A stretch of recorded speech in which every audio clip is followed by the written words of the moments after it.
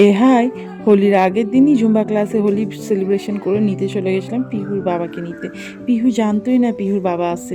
Even পিহুর বাবা যে পেছনে দাঁড়িয়ে রয়েছে পিহু জানেও না।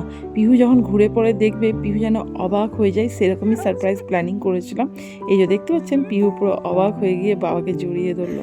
পিহু সেই দিনকে পুরো একদম চুপচাপ ছিল, ভেবেছিল ওর বাবা আসবে না বোধহয়, আর হোলি খেলতেও পারবে না। কিন্তু না, পিহুর বাবা যে আসছে সেটা পিহুকে আমরা বলিনি। পিহুর বাবা আর আমি মিলেই এটাও ঠিক করেছিলাম পিহুর জন্য সারপ্রাইজটা। আর পিহু না একটু কেঁদেও দিয়েছিল কেমন। পিহুকে বলিনি বলে না পিহু কেমন আমার উপর একটু রাগও দেখাচ্ছিল। যাই পিহুর বাবাকে পেয়ে ভীষণ আনন্দ হয়ে পড়েছে। আর না, গ্রোসারির বাজার করতে এলে যদি পিহুকে নিয়ে আসা হয় না, কি জানি পিহু না খুব আনন্দ হয়, ভাবে যে ওরও জন্য যদি কিছু কেনা টেনা হয়। তো পিহুকে আমি বলেছিলাম যে পিহু, তোর সাথে একটা গেম খেলবো, তোকে 1 মিনিট সময় দেবো, তো যা যা ইচ্ছা তুই নিবি, কোনো বাধা দেবো না, তুই যেটা পারবি সেটাই নিবি, কিন্তু 1 মিনিট। এবারে পিহু না সেই সময় কী করেছিল, এত দৌড়ে দৌড়ে কিছুক্ষণের জন্য তো পিহুকে দেখা যাচ্ছিল না। আমার মধ্যে একটা ভয় ধরে গেছিলো কী তুলছে, কীরকম বিল হবে।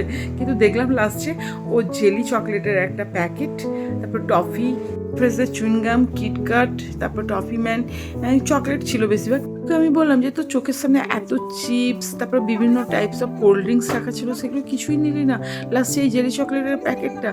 তাই আমি এতগুলো জেলি চকলেট খেতে দেবো না বলে জেলি চকলেটের প্যাকেটটা চেঞ্জ করে অন্য চকলেট নিয়ে নিয়েছিলাম। কোনো জিনিসই আমাদের স্বাস্থ্যের পক্ষে খুব একটা যে ভালো।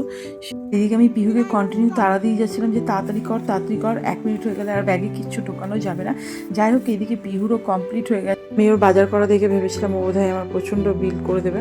তো যাই হোক, খুব একটা বিল করেনি। আর তারপর বিল পেমেন্ট করে আমরা বাড়ির দিকে রওনা হলাম, কারণ আজকে পিহু খুবই আনন্দের দিন, কারণ ওর বাবা হোলির জন্য ঘরে চলে এসেছে। টাটা।